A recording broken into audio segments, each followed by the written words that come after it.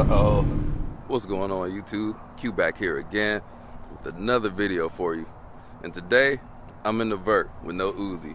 So, I'm in the beautiful state of Florida, and I rented this Mazda Miata. So this is the ND1 Miata. So this is going to be my A to B transportation, do some fun things with it. But I'm starting to have a little bit of regret, because I was looking for cars with manual transmissions, as I always do. So the only choices I had were Slingshots, this Miata, and a BRZ, and I think a ZL1 and a Corvette.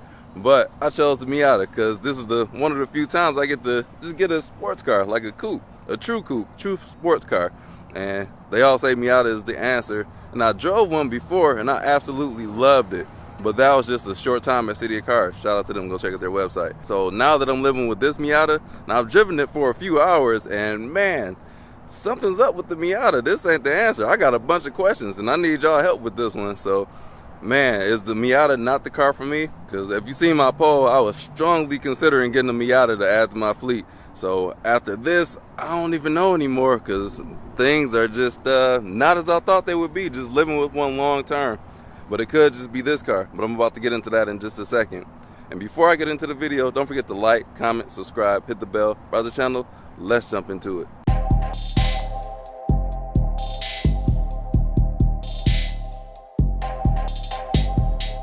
Back to this Miata. So I love the color. It's like a Nardo gray, chalk gray. It's an off gray, very light, and I like it. And then it's a convertible. I like that too. And it's got the two-tone interior. I like that too.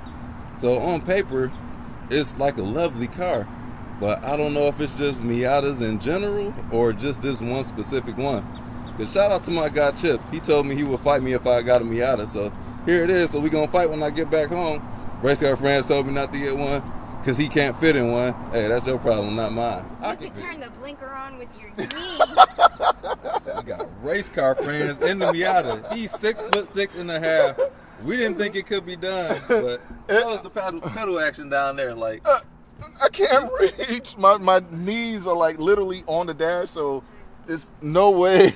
Man, this is so unfair. Like, I want to see you get one of these. I want to see maybe if I did.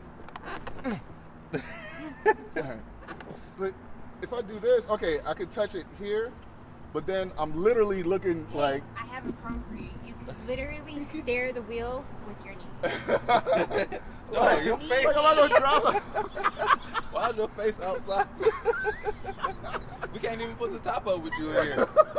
Dang. Come on, man. Like, Mazda, why'd y'all make your car like this, man? This is horrible, man. Let me just get out of here. And this man loves Mazda, but he hates the Miata. Man. Oh, look at this process. Hold on. I'm gonna make it look easy now. Right. I done figured out. Oh, no, that's not. Okay. He said he done figured it out. That man gonna have to take a bath tonight. Some Epsom salt. This is almost as bad as a Lamborghini. It might be worse for you. Yeah. Oh, wow. Wow. Man. Yeah. That's like a clown car. That's a lot of body up in there. Okay, I want to see how. Let me see how you do it, because you would think between, like, you're like what, 6 foot? 6 foot, yep. Yeah, 6 foot and 6'6". It shouldn't be that big. 5'11.5" if you're nasty. Oh, you done moved my seat out the. Come on, Cass. What? How did he do that? He said he's fit in there. This is not cool, man. This is amazing. So hey. you're about his height. The car for you, man. Yeah. So if you're 6 foot, you're still good. I think you get up to like the 6'3" and above probably, because actually no, I think Will could probably fit in there too.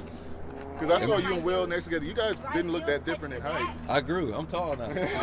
You do? Yeah. I think I've seen you like 6'1", because you and Will is 6'2". It's actually very woman friendly. Wow. Oh, yeah. This is very woman friendly. Yeah, and she looked good in there too. This is woman Shout out to the queen of the crew, that's Anna, folks. Y'all seen her on Race Car Friends channel. Told y'all to subscribe to his channel. I don't always get in people's cars, so. Yeah.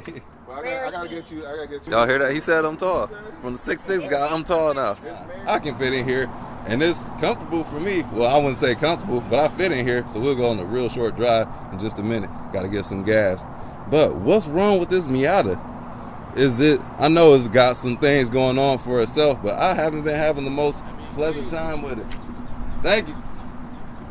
So with this Miata right here, we got some damage on here, which I didn't notice. So I rented on Turo at the airport. It was dropped off in the tight garage. I couldn't see in the dark. Once I got it out in the light, I'm like, whoa, this thing got some problems. So the first problem we got here is this bumper is like some kind of damage. So this is not flush at all. So it looks like it was repaired, won't push in. So there has been some previous damage to it. Another thing, just going around the car, this is rear wheel drive, and it sometimes rains in Florida. So looking at the tires, my Miata that I rented, these tires back here are like bald. Do y'all see that tire? That is terrible condition. Like, I am scared to even drive around in here spirited, or even at all, man. This is, even though this car only got like 150 horsepower, this is like smooth. This is like a drag radial back here. I don't like that. So the front tires are healthy. It got a whole lot more tread on here, but the rear, just that one tire is pretty bad. The other tire on the rear is bad as well. And then the bird shot on my car when I was staying in my hotel, but that's to be expected. Like, I parked under a tree. I ain't know no better. So I haven't really been getting on the car, driving as enthusiastically as I wanted to, because I feel like it's not even safe to do so. It was a good price and I got unlimited mileage, but I still want to be able to have some fun a little bit. Now, it looks good from a distance, but once you get on it, it's a little bit ratty. All right, now let's get to the bad, because I said it looks bad, but also why I don't feel safe driving spiritedly. So when backing in the spaces, once I turn this wheel,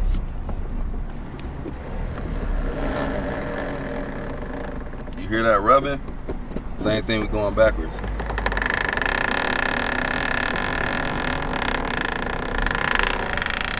That's raggedy. I don't know about you, but that's raggedy to me. Like, this car should not be on Turo at all. The car has got to be able to perform.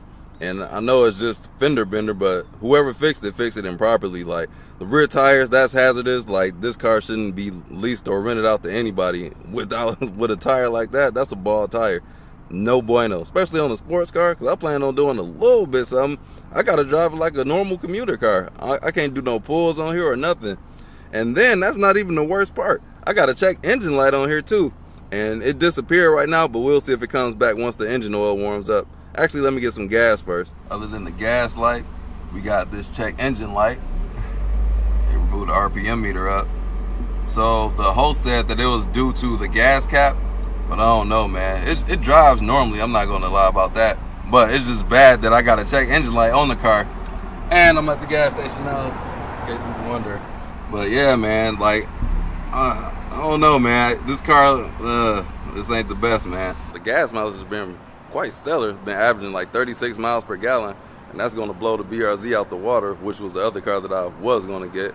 Had Blueprint been here, I would have got the BRZ, or I would have driven my own car. But yeah, the gas mileage, I don't think there's anything else on Turo that's a traditional ICE, internal combustion engine, that would have gotten better gas mileage. So happy about that part of it. So we'll go for a quick drive after this so I can point out the last couple things. Let's buckle up for safety. So I put the top up for y'all. We're going to top up and top down. Let's start it up. Roll the windows up. We about to talk about another aspect of it. It's a little bit loud up in here.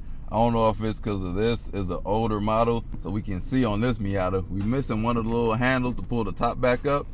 And this one has it, so yeah. And I don't know if the top if this is normal. Did they upgrade it at a later point? I heard the Grand Touring has like thicker material, but the wind noise in here is quite loud. Like, I was talking to race car friends on the phone yesterday, and I'm screaming. I got the volume up to the max. And this Bose system in here is really good, by the way. And when you're talking on the phone, the sounds come through the seat. It's speakers in the seat, and that comes from the headrest behind you. It seems like when you're on the phone call, they only come through those speakers. But like, the music comes through all the speakers, which sounds fantastic. But this car seems to be like it wants to be driven with the top down all the time. Because top up, like, if I do get one, it would have to be an RF. There go that grinding noise, if y'all can hear it, or whatever that noise is. Let's get out on the main road right quick.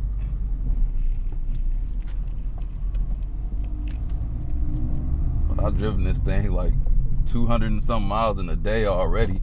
The shifter is great. I'm just not sure what to expect of the Miata, or this Miata, because I've driven, the other Miata I've driven was an RF, and it was much nicer. It's also much newer. I got one of those Sequoias at home. Watch out for that review. This Miata is the ND1, so it got the power bump in 2019, I believe, with the ND2, bumping it up from 150 to like 180.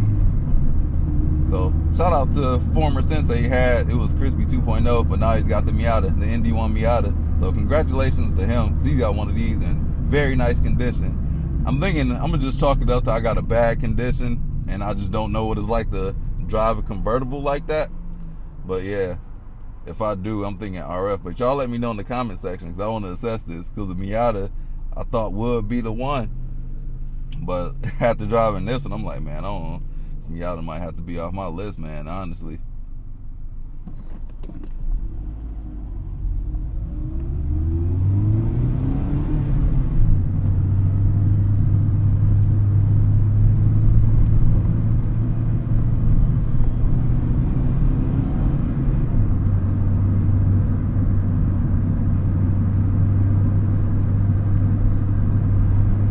Let's go to Miami real quick. Nah, that's gonna be another day. Shift around here is great though.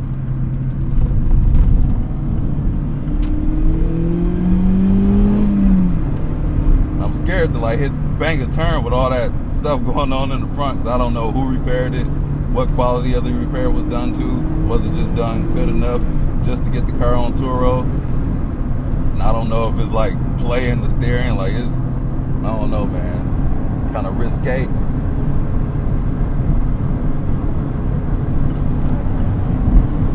And the visibility, looking over your shoulder is hard, because it's like all blind spot. That's when the top-down experience comes into play. And as you can hear now, it's a ton of road noise. Like, is that normal? Was that updated with the later models? This is a little bit too much for me. It sounds like I gotta yell. And I don't like yelling. I'm calm. My voice is raspy and it starts to get hoarse. Like straining myself. But y'all let me know, man, because I'm new to the Miata like that. Let me just let y'all hear how loud it is for just a little short stretch.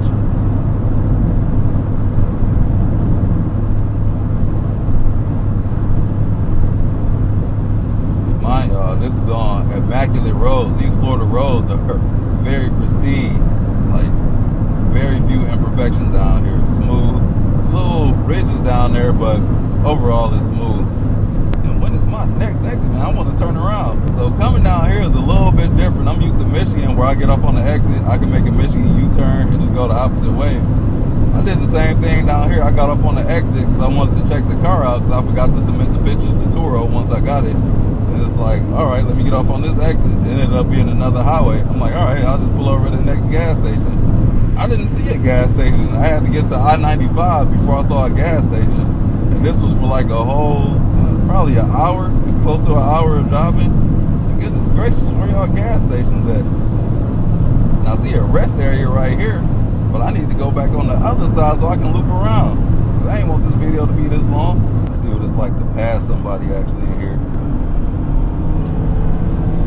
Probably should have dropped another gear. Man, and they say the Miata is like kind of wallowy, like not super planet. It's more of a cushy ride, and that's what's confusing me. That's why I'm like scared to just get on it, because it's like a little bit unstable. So I don't know if it's due to that accident up there, or if that's just how the car normally rides. But I need to test drive a brand new one, because if I do get one, it would be the ND3, because they made some new updates to it. But aside from this example, this car's got 60,000 miles, and this shifter is still great. And I just enjoy what it could be if everything that I think is wrong with this example were rectified. All right, finally I can do a loop around, do some downshifting. I hope I can loop around. Oh yeah, there we go.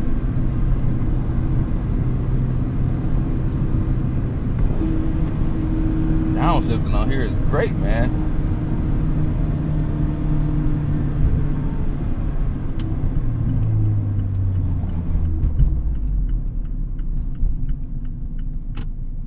And even though it does have that damage up front, I feel like it really hasn't affected the steering, but the stability at higher speeds, that makes me want to take it easy.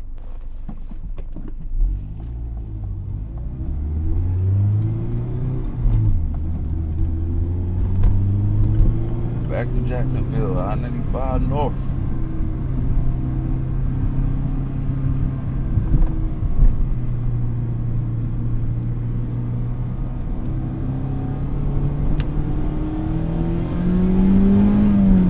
Uh-oh. See? Now it says brake. See that?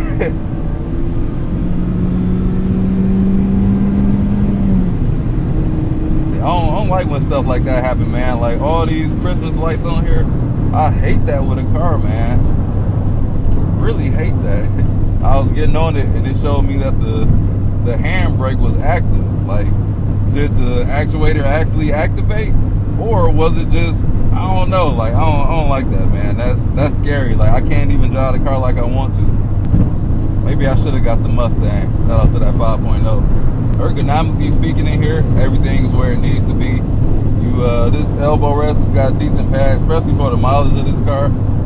This elbow pad right here, decently padded, especially for the mileage of this car. No touchscreen at all in this year. Like I know Mazda, once you put it in drive, you can't go to touchscreen in the newer renditions of their vehicles, but you can do it in park. This car, you can't even do it in park. I'm not sure what year they updated it. So you got this wheel nod down here, which in this car, like it gotta be getting carpal tunnel, like trying to switch this, but it works once you get used to it. No CarPlay here, not used to that, no rear view camera. This is 2016. It predates when the FMVSS 111 was mandated to get the rear view cameras installed in all vehicles. The main thing that I'm doing on here is really skipping tracks and looking at my navigation. That's on my phone. So got the volume up and volume down and skip tracks all on the steering wheel. Cruise control, I haven't used it yet, which I should, because mostly everything is straight down here. This doesn't even have automatic headlights, but the lights do turn off when you turn the car off after a certain amount of time, so I just keep the high, or not high beams, the headlights on, just so I don't forget once it gets dark. Traction control button, which I won't be disabling that because we got that baldy back there. Got these huge HVAC controls. Not a whole lot going on in here, just a simple, basic sports car. And these seats are great. I love the bolstering of these seats, really comfortable. And you don't have a lot of leg room here, but I haven't been uncomfortable at all. This is all hard plastic. It's a little bit carpet way down low, but that's not a touch point that you would come in contact with your knee. Overall, it's like narrow, but not uncomfortable by any means. If you're a larger person, then yeah, you ain't gonna like this. But I feel like I'm 6 feet tall, so I'm like probably the tallest somebody would be or could be to enjoy it. Maybe depending on how tall your torso is and how long your feet are. There's not a whole lot of adjustability to the seat. You can slide it back and it reclines a little bit. So somebody as tall as race car friends at 6'6" and a half, he wouldn't be able to fit in here. I want to see how he fits in here, if he can fit, but I doubt he can even get in here. We'll see. That engine sounds good downshifted. This car does take premium. Let's let the top down. So you want to pull this switch, unlatch it, throw it back. That's it. Just a couple seconds. Roll the windows all the way down, because this is the whole point. So like I said, the visibility sucked when looking over my shoulder. Now, well, looking dead at the seat, but I can see everything. So this is what the Miata is going to be all about, that top-down action. What the heck is that? Shutting down trees? That's dope.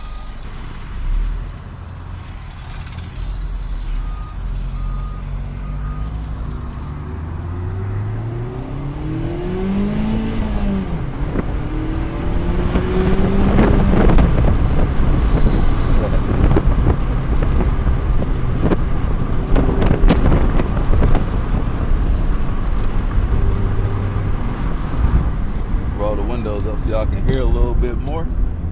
So I can hear that in my ears. It's hate. So we're about to turn back around and go to the telly.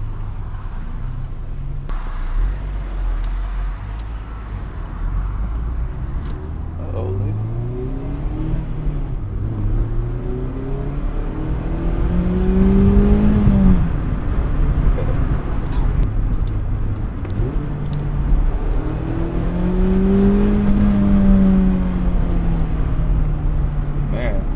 I can go up the red line in second gear and still be within limit.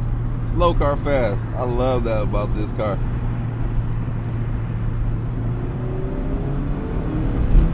Uh-oh, underpass.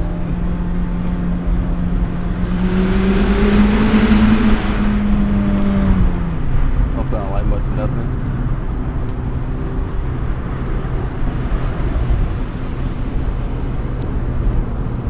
Time to get something to eat, man. They ain't ate today. Oh, F-type. 4-cylinder.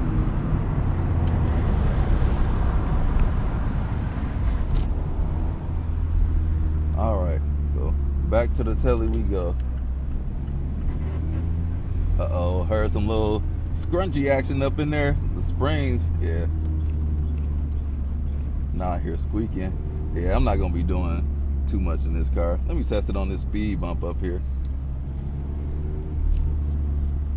Man, I wanted to love this vehicle. I had so many high hopes for this car being down here, but this is just not the right example.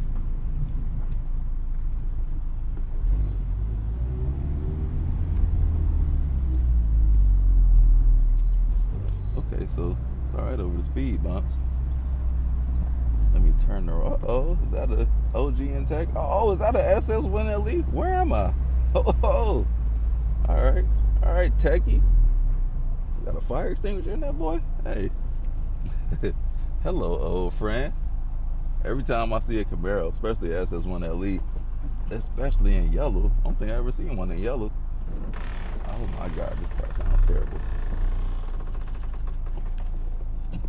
Sound like I done crunched into somebody's car. But all right, let me give y'all my sum up. So it's sad to say that this Miata just did not impress me, man. And I'm pretty sure it's just this example, but since I was riding in it, it's making me want something more. Like the Cayman that I drove in at City of Cars, that car was really nice, way more spacious on the inside, and still fun to drive. And this Miata, the fun to drive factor should be there, but this example is kind of ruining it for me. So I need to drive another one quick, so I can't even base my feelings off on this example just because of the condition that it is in. It was cheap and economical for being down here, and it's only me, and I got my suitcase in my backpack, which I carry one in the trunk, one in the passenger seat. But man, I just thought this was about to be the blast, the time of my life, and it just didn't show up for me in that department. So drop a comment, let me know how you feel about the Miatas. So I don't know, I'm kind of over it at this point, kind of like looking past it, but it's not going to be a fair assessment, but that's just how I'm feeling right now. So let me know what you think. Don't forget to like, comment, subscribe, hit the bell, browse the channel, and I'll catch y'all in the next video. Peace out.